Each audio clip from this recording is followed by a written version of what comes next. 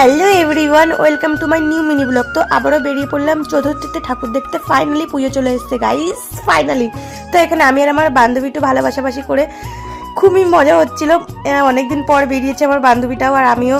তো এত ভালোবাসাবাসি করেছি আমরা, এখানে খিদে পেয়ে গেছে। তো খেয়ে দিয়ে আমরা এখান থেকে বেরিয়ে পড়বো একেবারে শুধু কল্যাণী হয়ে যাচ্ছে, সরি গাইস, শ্রীভূমির উদ্দেশ্যে। তো দেখো আমরা শ্রীভূমিতে চলে এসেছি আর এখানে খুবই সুন্দর লাইটিং ছিল আর আমার বান্ধবী আর বন্ধু তো মজায় বাদরের মধ্যে লাফাচ্ছিল। আর প্যান্ডেলটা দেখো গাইস, দারুণ হয়েছিল, সত্যি খুবই সুন্দর হয়েছে। কিন্তু প্রত্যেক বছর একই রকমই মনে হয় আমার লাইটিং। আর প্যান্ডেলের ভেতরে দেখো খুব ভিড় ছিল আর আমাদেরকে এখানে ঢুকতে দিচ্ছিল, কিন্তু তাড়ানোর জন্য ব্যস্ত ছিল। বারবার বলছিল বেরিয়ে যা, মানে তাড়াতাড়ি করে বেরিয়ে যেতে বলছিল। আমরা একটু দাঁড়িয়ে ভালো করে ছবিও তুলতে পারিনি।